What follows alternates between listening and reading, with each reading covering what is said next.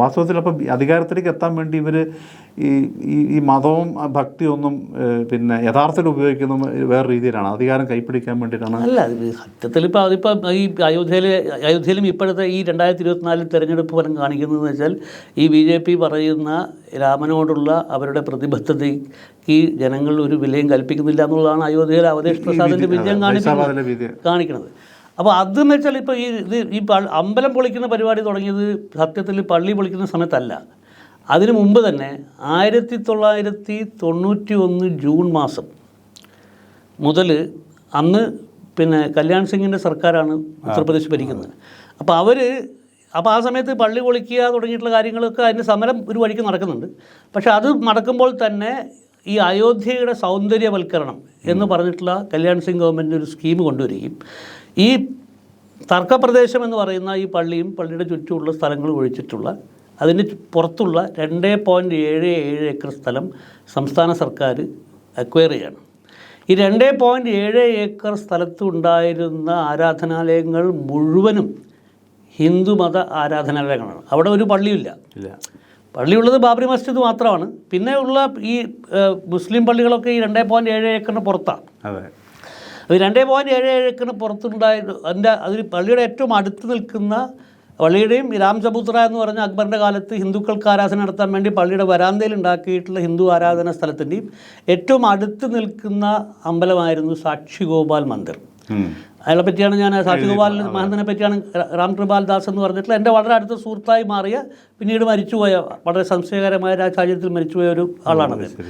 അപ്പം അദ്ദേഹം ഈ അദ്വാനി ഈ സമയത്ത് ഈ സൗന്ദര്യവൽക്കരണ പരിപാടി കാണാൻ വേണ്ടി അവിടെ വന്ന സമയത്തുള്ളൊരു സാധനമാണ് ഞാൻ എഴുതുന്നത്. അപ്പോൾ ഇയാളുടെ ഒരു ഭ്രാന്തനെ പോലെ ഇയാളുടെ പിറകെ നടക്കുകയാണ്.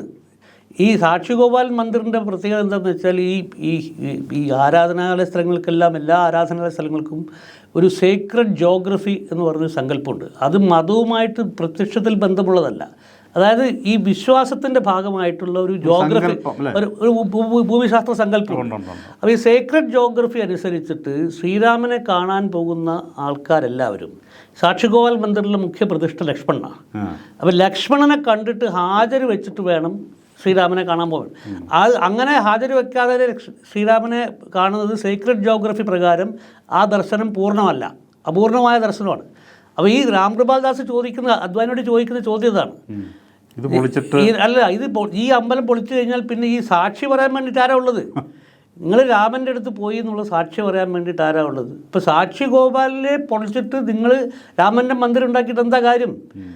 അപ്പോൾ അവിടെയാണ് മൂപ്പർ പറയുന്നത്, ഇവർക്ക് ദൈവമോ മതമോ രാമനോ ഒന്നുമില്ല, ഇവർക്ക് എങ്ങനെയെങ്കിലും ഭരിക്കണം, അതിന് വേണ്ടിയിട്ട് എങ്ങനെയെങ്കിലും ഇവർ ഭരിക്കണം, ആ ഭരണത്തിൻ്റെ അധികാരം സ്ഥാനങ്ങൾ കൈയടക്കണം. യഥാർത്ഥ വിശ്വാസം ഭക്തിയൊന്നും ഇവർക്ക് പ്രശ്നമേ അല്ല. അപ്പോൾ അത് ബേസിക്കായിട്ടെന്ന് വെച്ചാൽ അത് ഇപ്പോൾ കൂടുതലായി തെളിഞ്ഞുകൊണ്ടിരിക്കുക. അല്ലെങ്കിൽ ഈ തിരക്ക് പിടിച്ച് ഈ അമ്പലത്തിൻ്റെ പണി പൂർത്തിയാക്കുകയും അപൂർണമായ അമ്പലത്തിൽ പൂജാരികളോ ശങ്കരാചാര്യന്മാരോ ഇല്ലാതെ പ്രധാനമന്ത്രി നേരിട്ട് പൂജാരിയായിട്ട് അദ്ദേഹം മുഖ്യ കാരണക്കാരനായിട്ട് അവിടെ വന്ന് പിന്നെ ആ പൂജയൊക്കെ നടത്തി, അദ്ദേഹം ഈ ഗർഭഗൃഹത്തിനകത്ത് പോലും ക്യാമറ കയറ്റി വെച്ച് ഇദ്ദേഹം സാഷ്ടാംഗം പ്രണമിക്കുന്നതും പൂജ ചെയ്യുന്നതൊക്കെ ഷൂട്ട് ചെയ്ത് പുറത്ത് കാണിച്ചിട്ട് അങ്ങനെ ഒരു തെരഞ്ഞെടുപ്പ് നടത്തിയിട്ട് അവിടെ പരാജയപ്പെടുക എന്ന് പറഞ്ഞാൽ ഇപ്പോൾ അതിനെപ്പറ്റിയുള്ള സാധാരണ പിന്നെ അവിടുത്തെ അയോധ്യക്കാരായിട്ടുള്ള ആൾക്കാരുടെ വിശ്വാസികളുടെ വ്യാഖ്യാനം എന്ന് പറഞ്ഞാൽ രാമൻ തന്നെ തീരുമാനിച്ചാണ് ഇവർ ജയിക്കേണ്ടതെന്നുള്ളതാണ്.